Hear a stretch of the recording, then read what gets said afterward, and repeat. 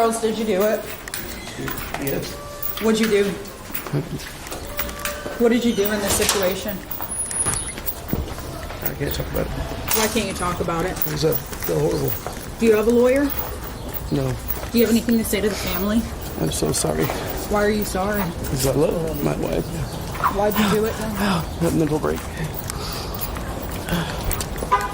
Is there anything else you want to say before they take you? Don't let this action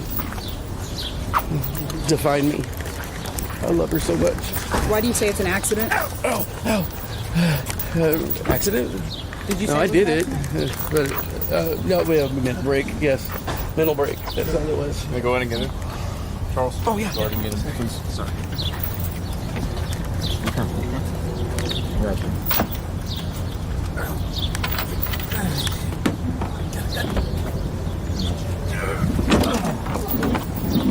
Any last thing you want to say? Tell my kids I'm sorry. It just wasn't supposed to happen.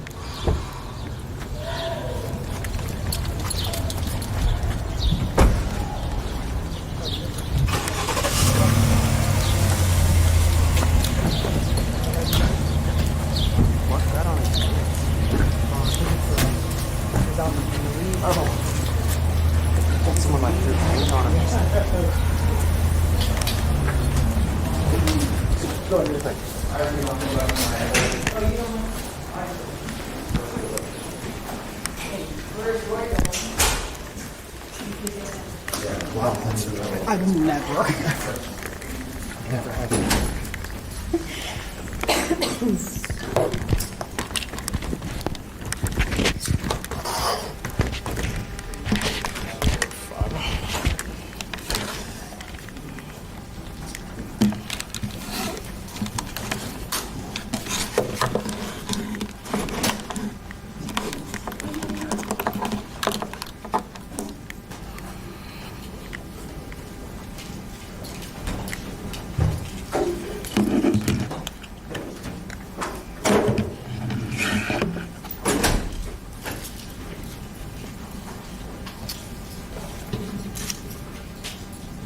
Is everybody ready? Okay. Good evening. Thank you all for joining us. Thank you for being patient with us. This case has taken the better part of the weekend to get to, and we still have many questions left unanswered, and I'll certainly go into detail on that. What kicked this whole case off for us was Saturday, I guess just after midnight, Saturday evening, just after midnight going into Sunday morning, we received a call to 22179 Pleasanton Road for a report of a relative of this suspect whom you just met, Charles Bird, a relative calling us in out of concern for a female that lives there in the home, presumed to be Charles Bird's wife, Angela Bird. There was a concern that Charles had made some comments to this relative that he may have done something to Angela, which led to her death. The relative of Mr. Bird actually had not gone into the house. He expressed his concern, and at a certain point, he allowed deputies to get into the house. Once deputies got into the home, they very quickly smelled the distinct odor of decomposition of a body. They were able to get into a portion of the home where they realized what they were seeing was most likely human remains wrapped up in materials. They then backed out of the residence, got with the homicide unit, who then got a search warrant to get back into the home, and we were able to get in and recover what we believe at this point to be the remains of Angela Bird. I say at this point because the medical examiner has yet to positively identify those remains. However, we have been in touch with the next of kin of Angela and have advised them that at this point we believe that it's a distinct possibility that this is her body, and we're waiting on the medical examiner to make that determination tomorrow. The other thing that we're waiting on the medical examiner to make that determination is to see if they can determine if in fact Angela was the victim of a homicide. At this point, while we believe that she may have been, we have to wait, process-wise, we have to wait for the medical examiner to make that positive determination as to cause and manner of death. But this, over the course of the weekend, and you all helped us get the information out, Charles Byrd was in the wind. We did not know where he was. We did, however, because of the way the body was wrapped, we did believe that we had a good case of tampering with evidence with intent to impair the investigation. And so we applied for and received a warrant for Charles Byrd's arrest, and we put that information through social media and through mainstream media. Over the course of all of yesterday and all of today, we had investigators working in that area along with our special operations team, our STOP unit, the Sheriff's Top Offenders Program. Various units from within the Sheriff's Office were out in that area looking for Mr. Byrd. We did receive information earlier today that he was actually located as a residence at 21,313 Pleasanton, I guess about a mile from the original crime scene. He was hiding within a house there, as well as hiding his vehicle, which we put the description of out yesterday. Earlier today, our SWAT team executed a search warrant at that residence at 21,313 Pleasanton Road. As you can see there, that is our SWAT team in an armored vehicle approaching the building and at least one outbuilding there at the residence. And successful entries were made to both buildings.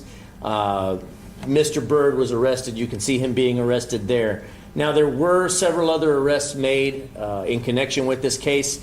At this point, I'm going to concentrate my remarks to Mr. Byrd, and I will certainly be putting out the information on the other arrests that were made, not necessarily in connection with this case, but at least one person that had an outstanding federal warrant for escaping from a correctional facility. But we'll put that information out as soon as we're able to. As far as Mr. Byrd, he was brought here to our homicide unit where our homicide investigators, they did an outstanding job of questioning him. Now, he did detail, and while I can't go too much into detail, he did describe a physical attack that happened on or about June 16th. So a little over a month ago. He did describe a physical confrontation between he and Angela, which he believes led to her death. He then, over the course of the past 32 days, if my math is correct, spent that entire time living in this residence with the corpse of Ms. Byrd, at times taking certain steps to mask the odor, trying to explain away the source of that odor to family members. And he was very matter of fact as he described this violent encounter with Ms. Byrd. One of the things that left a huge impression on me was when he detailed to the investigator that he had not been arrested before. He had never committed a crime before. And then blurted out the comment to our investigator, go big or go home. And that was pretty shocking to me to hear that he used that to describe what we believe to be at this point, evidence of the murder of his wife. And he made a very flippant comment to the effect of go big or go home, being his first time committing a crime. I just found that very, very shocking. So at this point, he is being booked into the Bexar County Jail for tampering with evidence with intent to impair human corpse, the investigation of a human corpse. At this point, we have not yet reached the point in the investigation where we can charge him with murder. Once we get the ruling of the medical examiner, if indeed they are able to confirm that those remains are of Angela Byrd and if they are able to confirm that she was indeed the victim of a homicide, then at that point, based upon some of the admissions that were made by Mr. Byrd, we will be seeking at least a murder charge on him. And so you'll most likely be seeing those upgraded charges or additional charges, I should say, either tomorrow or the day after, depending upon when the medical examiner comes up with their next ruling. Do we have Spanish media in the room? Yes. Okay. Esta tarde nosotros arrestamos a Charles Byrd por ahorita por molestar evidencia con el intento de interferir con una investigación de homicidio. Se aparenta que a las medias de junio, aproximadamente el día 16 de junio, Mr. Bird tuvo un incidente con su esposa Ángela, que nosotros ahorita hay evidencia y él hizo unas admisiones que ellos tuvieron un argumento que escaló hasta el punto que él le hizo algo a la señora. Se aparenta que ella falleció a causa de ese asalto. Ya él tiene casi 32 días viviendo con ese cuerpo dentro de la casa, parece que él intentó esconder el cuerpo, y por eso tenemos ahorita ese cargo de interferir con evidencia. Nosotros recibimos esta llamada a medianoche, sábado, entrando al domingo, por un familiar del sospechoso que nos llamó, que él pensaba que algo le había pasado a Ángela dentro de esa casa, que tenían varias semanas de no verla. Él, con la ayuda de ese familiar, nuestros oficiales entraron a la casa. Ellos ya reconocieron el olor de un cuerpo, y ellos ya se salieron de allí.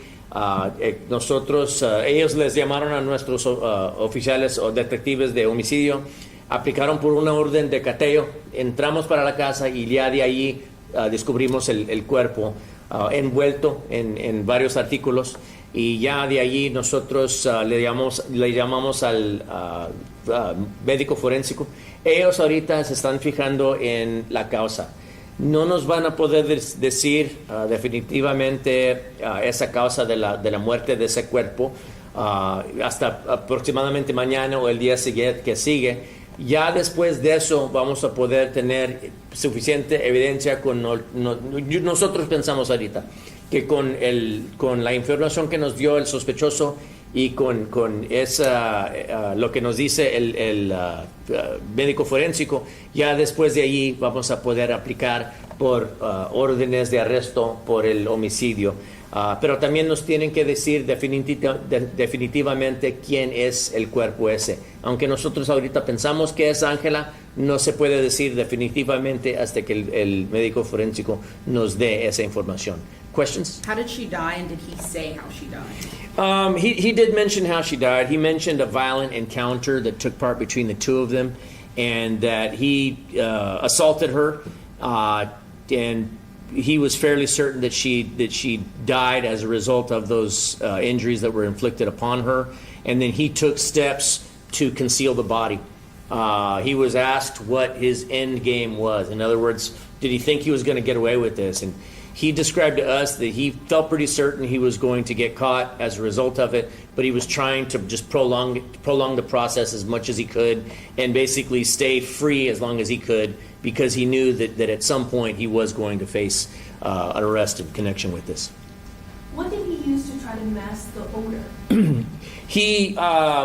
We do have, based upon what we've seen, because when the body left the scene to the medical examiner's office, we know that there's several layers of things, and so we believe it's blankets, a carpet, possibly plastic bags, like trash bags, and then there was some household items that were, or household substances that were used in an attempt to mask the odor as well. So he did several different things in connection with it to try to mask that, the evidence, to interfere with the evidence. So again, that's what led us to the tampering with evidence charge. When deputies walked him out, he mentioned that there may have been a mental break in this situation. Did you guys have any sort of psychiatric evaluation done for him, or no? That'll be done next. As we speak, that's one of the first things that's done when somebody gets booked into the Bexar County Jail. The Center for Healthcare Services and folks from University Health Systems will be conducting mental health evaluations on him. Are there any other people of interest in this case who he may have told about this prior to, within those 32 days? Sure. There certainly are several people that we would like to talk to. We do have information that he did make some admissions to some folks. Now, some of those folks described that that they were a bit dismissive of him because they didn't take him seriously when he was making these admissions. But again, we would ask anybody that has spoken to him, that has seen or heard anything suspicious that they want us to know about, they can give us a call, 210-335-6000. They can also send us an anonymous email at bcsotips@bear.org. Did he have an attorney present at any time or ask for one? No, he never asked for an attorney. He was very cooperative with our investigators, and as I mentioned, he was very forthcoming with the information and very matter of fact about it, almost disturbingly so. Any other questions? Have you been able to check if he had a record? I know he said he didn't, but like any indication that this could have happened? We haven't found any indications that there was. I believe there may have been some previous calls where there was a disturbance called in, but they were very dismissive of our reason for being there, and so it led to no charges at all. So BCSO has been out to the residents before, and were they domestic violence calls? It was described to us as a pillow fight by both parties, and so no charges were brought at that time. And was it a domestic violence call at the time when it was? It was a disturbance call, I can say that.